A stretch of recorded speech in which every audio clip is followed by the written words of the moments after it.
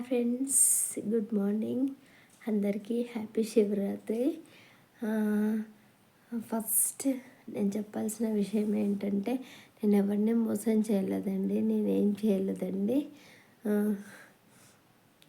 జరిగిన దానికి ఏదైనా జరిగి ఉంటే దాంట్లో నా తప్పేం లేదండి.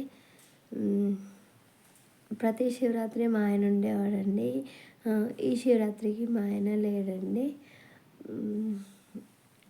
దేనిపైన ఇంట్రెస్ట్ లేదు, శివరాత్రి చేసుకోవాలన్న మూడ్ కూడా లేదు, ఏమీ లేదు.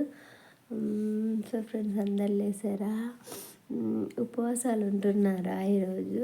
నేనైతే ఉండేదాన్నండి ఒకప్పుడు, కానీ ఈ మధ్య ఇప్పుడు నేను మానేసి చాలా సంవత్సరాలు అవుతుందండి. 2-3 years అవుతుంది, ఇంకెక్కువ అవుతుంది అనుకుంటాను. అప్పుడు కొంచెం ఎక్కువ ఇంట్రెస్ట్ ఉండేదండి. ఇప్పుడైతే మానేశాను.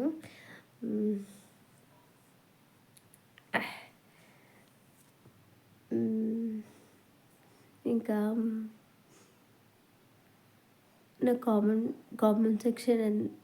బాక్స్ ఎందుకో ఆఫ్ అయిపోయిందండి. ఎంత ట్రై చేసినా ఆన్ అవ్వట్లేదు.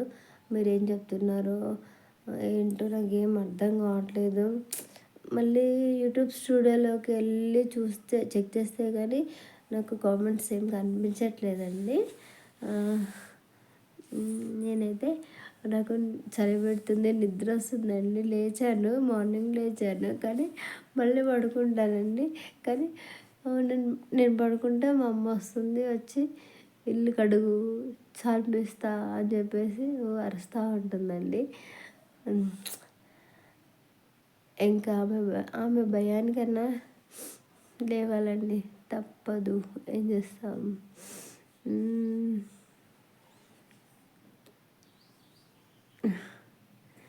ఏంటోనండి, బాధ అనిపిస్తుంది.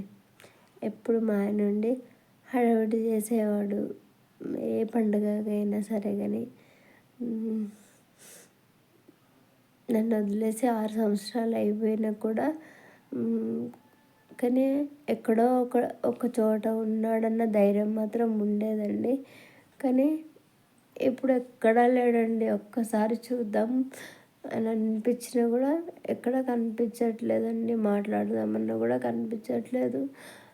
అసలు దేవుడు మనుషుల్ని ఎందుకు పుట్టిస్తాడో, ఎందుకు ఇలా తీసుకెళ్ళిపోతాడో అర్థం కాదండి. ఒక్కసారైనా కనిపించుంటే బాగుండు అని నిన్న నుంచి అనుకుంటున్నానండి. మనసులో అదే తిరుగుతూ ఉంది. ఒకసారి కనిపించుంటే బాగుండు, చూసేదాన్ని కదా. మాటలో ఒక్కసారి కనీసం కల్లోకైనా వస్తాడేమో మాట్లాడదాం అనుకుంటే కళ్ళలో కూడా రావట్లేదండి. అంత పాపం ఏం చేశానండి నేను అసలు? పాపం చనిపోయే ముందు కూడా కడుపు నిండా తిండి కూడా తినలేకుండా వచ్చండి ఆయన. నాకు తెలిసి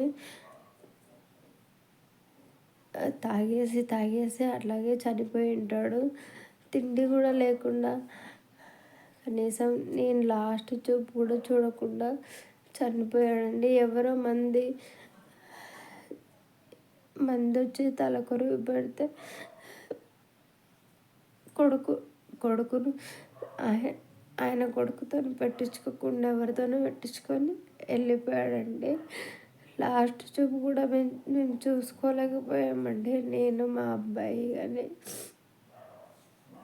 ఇంత ఘోరమైన పరిస్థితి ఎవ్వరికి రావద్దు కదండి.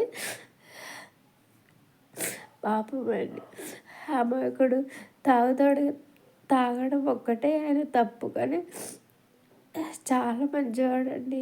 ఏమి ఒక్క మాట కూడా అనేవాడు కాదు అసలు.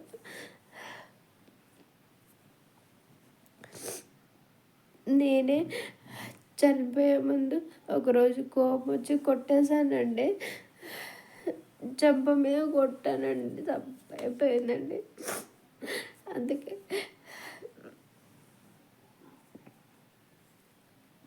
ఆయన ఎక్కడున్నా సరే, నాకు ఎన్ని బాధలు వచ్చినా సరే నేను భరించుకుంటాను. ఆయన ఆత్మ మాత్రం ఆయన ఎక్కడున్నా హ్యాపీగా ఉండాలని కోరుకుంటున్నానండి. రాజు నువ్వు ఎక్కడున్నా సరే హ్యాపీగా ఉండు రాజు, నువ్వేం బాధపడకు, నాకు చేతనైనంతలో నాకు ఎలా చేత నాకు ఏదో ఒక పని చేసుకుని పిల్లోడిని పెద్దోడిని చేస్తాను రాజు, నువ్వేం భయపడకు బాధపడకు, నీ మనిషి నీ ఆత్మనైనా మనశ్శాంతిగా ఉంచుకో రాజు. నువ్వు కడుపు నుండి ఏ రోజు అన్నం తినలేదు రాజు. ఎప్పుడు మీ అమ్మ నాన్నలకైనా అంత గుర్తు తెచ్చుకునేవాడు లేదో నాకు తెలియదు, కానీ ఎప్పుడు సుజ్జి సుజ్జి అని నాతో ఎక్కువ మాట్లాడేవాడివి రాజు. ఇప్పుడు ఏమైపోయింది రాజు, నన్ను మర్చిపోయి వెళ్ళిపోయావు రాజు. ఎన్ని రోజులు అవుతుంది.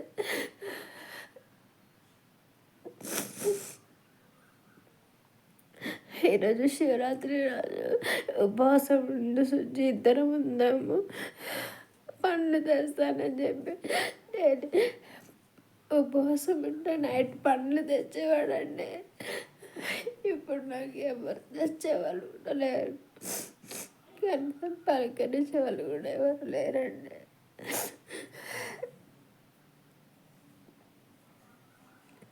నిజంగా మంచోడండి, చెడ్డోడు కాదు. తాగడం వల్ల చనిపోయాడండి, అంతేగాని చెడ్డవాడు అస్సలు కాదండి. ఎవరిని ఏమనేవాడు కాదు, చిన్నపిల్లలు చెప్పిన పని వినేవాడు. కంటే